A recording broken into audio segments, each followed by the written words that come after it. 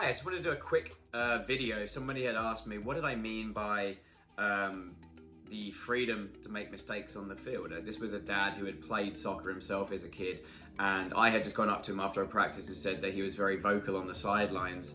And even though his advice actually was pretty good, if I'm being honest, it was pretty good advice. The reality was, when I spoke to the player, they had no idea that their dad had even been talking to them for the last 45 minutes during the game. So I wanted to kind of make that cognitive and aware to people watching that often when you're talking during a game, it doesn't have a fantastic effect, funnily enough. You really just want to focus on being uplifting, positive, and cheering them, but they don't get much time, players, to process what you're saying. So you'll even watch coaches wolf whistle or yell a name 4 or 5 times, and that's the coach in the Premier League. So what can we do really to kind of make our advice worth listening to? Well, the first thing I would say is we don't want to apply a cheat sheet to a session. What do I mean by that? Well, a session I was running the other day was about defensive pressure and dribbling away from it. So the players were given a ball and there was one defender somewhere on the field approaching from multiple angles, looking to win the ball off the dribbling players. If a dad, a mum, a coach says, "Watch out," or "They're approaching from your left," well, we've taken away the whole point of the session, because the point is we're trying to apply that instinct to where is the pressure being applied from. If we simply keep telling them, then they're not going to learn that. I want them to be able to sense it, turn away, accelerate from danger. That was really what I was looking for as a player response. So don't give a cheat sheet to your kid. We know you know the answer. I know you're excited, and I love it. I love that you're excited, but we want them to get better as players, okay? So let's try and, rather than give them the answer, wait till they've done it and they've achieved it, and then be like, yes, amazing job, now you've done it. And they'll feel good, and then repeat, okay? So you see the difference there, and it's such a small thing that sometimes it just gets overlooked, and that's okay. That's why I'm here to help you guys.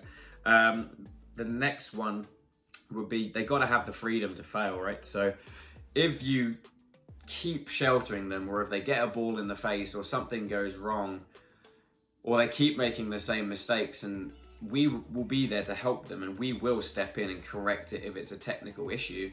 But they have to have that freedom. They have to have that knowledge, and that they have the freedom to make the mistakes on the field. They're so young. We're coaching kids from 18 months to 12 in a pre-club setup. These guys are so young and they're so passionate and they love it, that we want them to know that it's okay to make mistakes. It's okay to come and make nothing but mistakes. Sometimes I would be happier if a kid came and made nothing but mistakes for an hour, rather than come and coast in on a 6 or a 7 out of 10 and never fail at anything. That's no good. In fact, if you ever see your player reaching a point of that absolute ease, come straight to me or come straight to one of my coaches and say they're ready to move up, because that's what I'm looking for. Once they're coasting, that's no good. We want to challenge people in life, and we want them to learn to push out of their comfort zones. That's the only way we improve.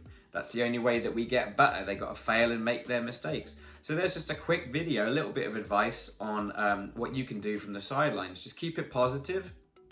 Don't give them the cheat sheet, and let them know that it's absolutely okay to fail. Don't think of that as something that you tell them once a month. That might be something that you tell them 10 times a day.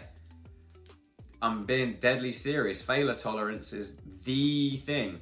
If I could kind of take everything out of my coaching and say, what's the most important thing that you think children and young players need in sport and soccer or in life, it's failure tolerance. If we don't have that, then we give up.